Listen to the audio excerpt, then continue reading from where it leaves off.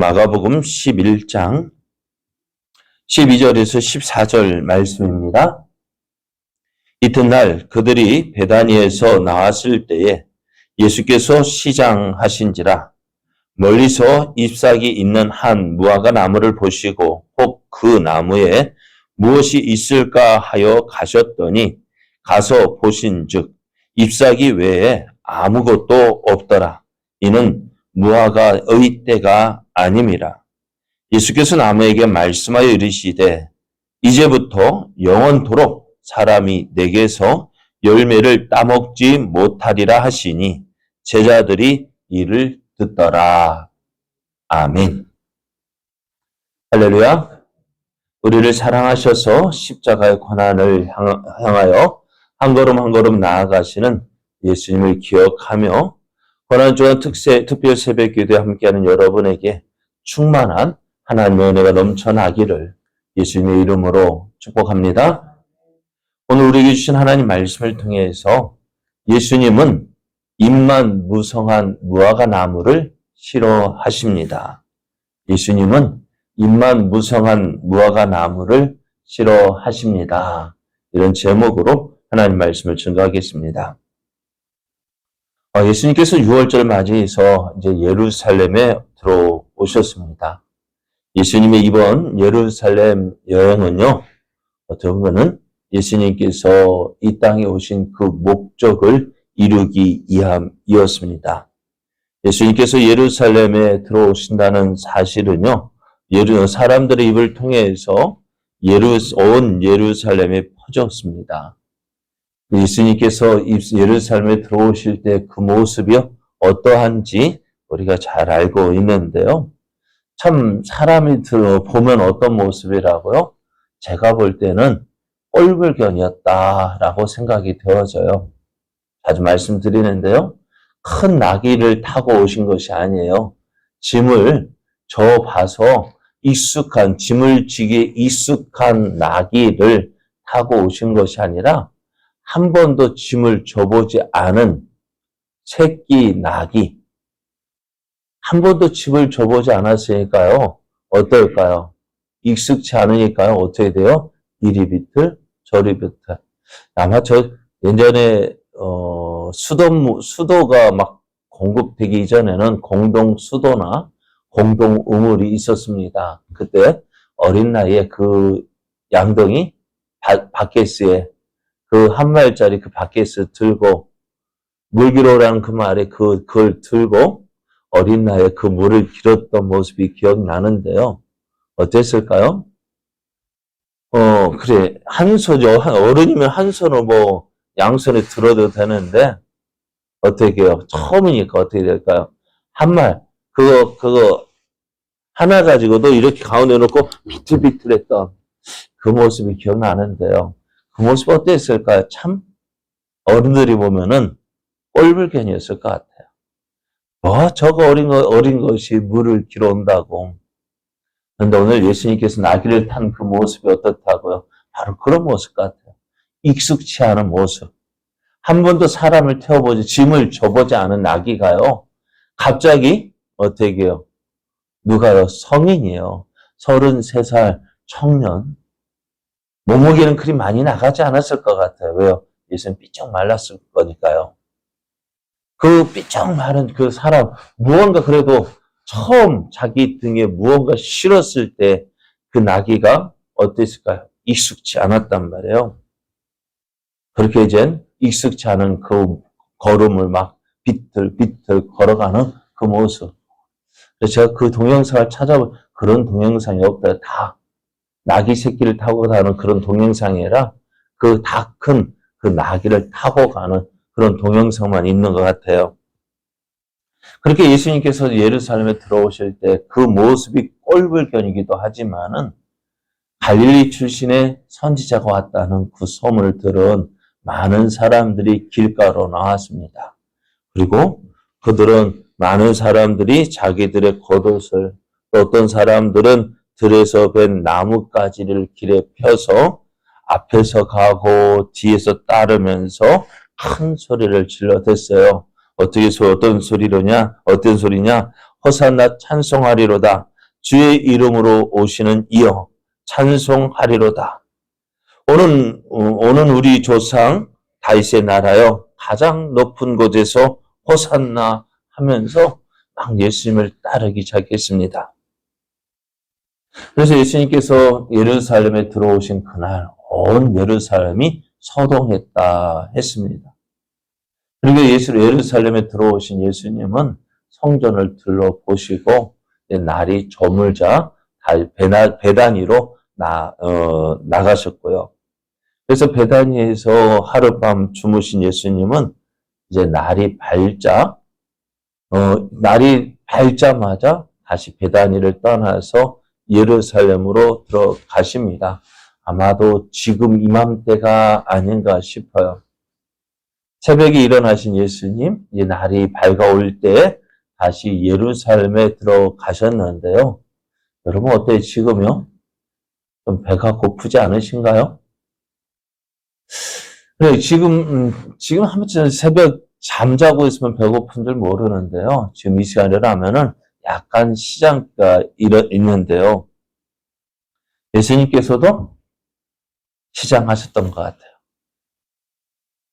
시장하셔가지고요. 뭔가 뭐 좀 먹었으면 좋겠다 싶어가지고 주위를 둘러보니 가게가 있을까 없을까요? 없습니다. 이런 새벽에 그 당시에 편의점 있었던 것도 아니고요. 그러니까 예수님께 뭔가 좀 배가 시장하셔가지고요. 뭔가 있을까 찾아봤더니 저 앞에 잎이 푸른 나무가 보인 거예요. 지금 이맘때 잎이 푸른 게 뭐가 있을까요? 그런데 가만히 보니까요. 무화과 나무였거든요. 잎이 참 무성했던 무화과 나무예요. 그래서 그 나무에 가봤더니요. 뭐밖에 없더라고요. 잎사귀 외에는 아무것도 없었다는 거예요. 근데 예수님께서 보시고 얼마나 화가 나셨을까? 참 저는 그 모습 얼마나 배가 고프셨을까? 예수님께서 이렇게 화를 내신 적이 있을까 없을까요? 화를 내시면서 뭐라고 말씀하시느냐? 이제부터 영원토록 사람이 내게서 열매를 따먹지 못하리라. 평소 예수님 모습 답지 않잖아요. 그죠? 평소 예수님 답지 않아요. 우리 평소 예수님 답변 좀 참아주고, 이해해주고, 그럴 텐데요. 오늘 예수님은 그렇지 않은 것 같아요. 제 생각에는, 다른 사람으로, 제 생각에는 참 예수님이 시장하셨던 것보다, 얼마나 시장하셨다면은, 열매 없다고 해서 그 나무를 저주해버려요. 그런데, 이 말씀을 누가 들어요? 옆에 있던 제자들이 들었어요. 제자들이 볼 때는 이해가 되지 않았을까요? 왜요? 마가는 이 말씀을 계속해서 뒤에 이렇게 말씀하고 있어요. 이는 무화과의 때가 아님이라. 무화과의 때가 아니래요. 다시 표현하면 지금 무화과가 달릴 때가 아니라는 거예요. 그럼에도 예수님 뭐라고 말씀하셔요? 열매 없는 무화과 나무를 저주하시는 거예요. 내가 이제부터 영원토록 사람이 내게서 열매를 따먹지 못하리라. 무화과 나무에서 열매를 따먹지 못한다는 말은 뭡니까? 네가 열매를 맺지 못할 것이다 라는 말씀인데요. 자, 여러분 어떻게 이해하실래요? 네? 열매 없는 무화과 나무를 보고 저주하신 예수님. 그런데 이때가 어떠라고요? 열매가 무화과 때가 아니라고요. 참 우리 생각으로는 이해할 수 없는 말씀입니다. 왜 예수님께서 이렇게 말씀하셨을까요? 그래서 어떤 학자가요. 이스라엘에 있는 무화과 나무를 연구해 봤대요. 이 말씀 왜 이렇게 말씀하셨을까? 근데 이 학자가 무화과 나무를 연구해 봤더니요. 무화과 나무에 잎사귀가 있으면은요, 반드시 열매가 있다는 것이고요. 또 가을에 충실한 열매가 열리는 것이 정상이지만은 조기에 열매 맺히는 경우도 있대요. 우리가 조생종 하잖아요. 조생종이 뭐예요? 일찍 열매가 맺히는 거예요. 그러니까 이 무화과 나무가 지금 열매 때가 아니지만은요, 잎이 달리면 열매가 있다는 거예요.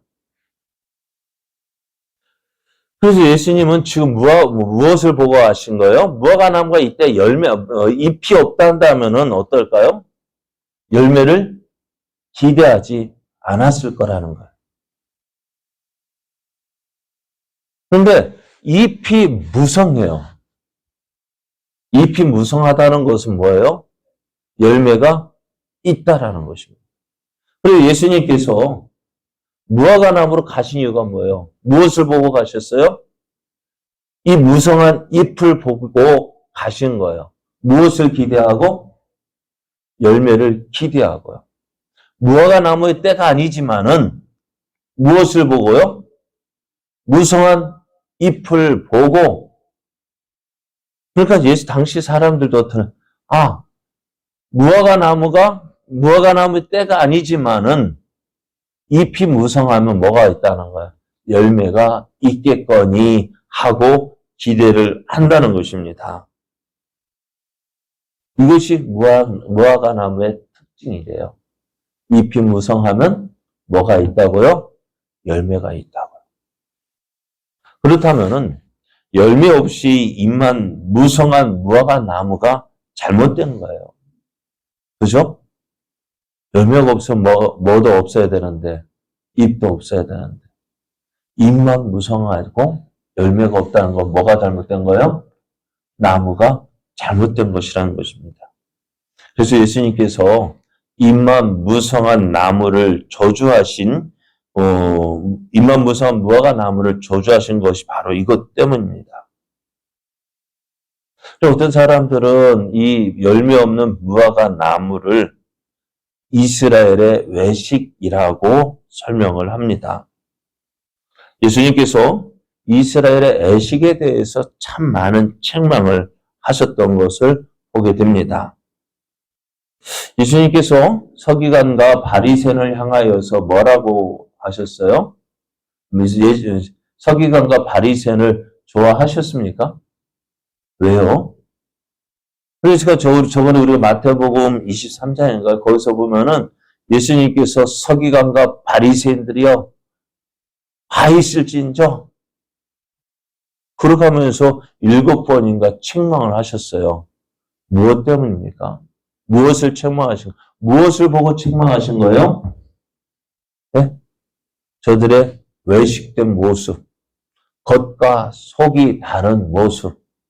이걸 누가 겉과 속이 다른 모습을 뭐라고 이야기할까? 요즘에 유행하는 말이요? 수박이라고 얘기하잖아요. 겉과 속이 다르대요. 그러니까 예수님께서 어떻게 이 겉과 속이 다른 바리새인과 서기관, 그들을 책망하시고요. 싫어하셨어요. 오늘 예수님 또 잎만 무성한 무화과 나무를 보시고 그것을 싫어하셨습니다. 그리고 뭐라고 말씀하셨다고요? 이제부터 영원토록 너에게서 열매가 없을 것이다. 사람이 내게서 열매를 따먹지 못할 것이다. 라고 말씀하셨어요. 자, 그랬더니 제자들이 이것을 보았습니다. 그리고 아침 일찍 이 일이 있었는데요. 20절 말씀에 보면은 저녁 때가 되었을 때 이렇게 말씀해요. 그들이 아침에 지나갈 때에 무화과 나무가 뿌리째 마른 것을 봤대요. 이른 새벽에 제가 저녁에 이른 아침에 무화과 나무를 저주하셨는데 다음 날 아침에 보니까요. 그 무화과 나무가 어떻게 되었다고요? 뿌리째 말랐대요.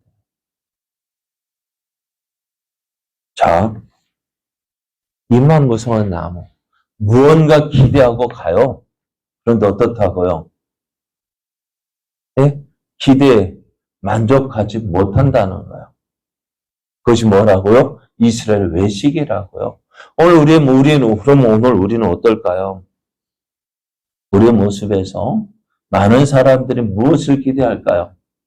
많은 사람들이 우리 믿는 자를 보고 무엇을 기대할까요? 네? 예수님을 닮은 모습을 기대하지 않을까요? 맞아요? 틀려요? 왜요? 교회 다니니까요. 교회 다니니까 어때요? 우리에게서 예수를 믿는 자의 모습을 기대한단 말이에요. 저들은 얼마나 오래 다녔느냐? 그것 중요하지 않아요. 교회 다니면 어떻게, 무엇을 기대해요? 예수님 믿는 자의 모습을 기대합니다. 그러니까 무성한, 화려한 그 모습이 아니라 예수님 믿는 자의 삶, 믿는 자다운 삶을 기대하는 거예요. 오늘 그런 저들의 기대, 또 예수님도 오늘 우리에게 원하시는 것이 뭘까요? 입만 무성한 것 원치 않고요. 무엇을 원하신다고요? 열매를 원하신다고요. 그래서 오늘 우리는 어떻게 살아야 될까요? 많은 사람이 기대하고 왔는데 무엇을요? 예수를 믿는 자의 삶을 기대하고 왔는데 그 모습을 보여주지 않는다면 어떻게 될까요? 사람들이 우리를 인정할까요? 하지 않을 거예요. 그러므로 오늘 믿는 자다운 삶, 예수님의 사랑을 받은 자로서 예수님의 사랑을 받은 자답게 다운 삶을 보여주는 것이 우리에게 필요하다는 거예요. 사람들이 우리에게서 무언가를 기대합니다. 무엇을요? 예수님 믿는 자다운 삶을 기대하고 있어요. 그렇게 보고 있어요. 그래서 아직도 저들이 이 기대를 하고 있어요. 그러니까 기독교를 향하여 욕하는 이유가 무엇일까요? 기대하고 있기 때문이에요. 여러분, 그렇게 다른 종교에 대해서는 기대 안 하잖아요. 그렇게 욕하지 않잖아요. 그런데 교회만은 그렇게 욕하는 이유가 뭘까요? 저는 다른 이유가 아니에요. 기대하고 있는데 기대에 이르지 못하기 때문에 욕하는 거예요.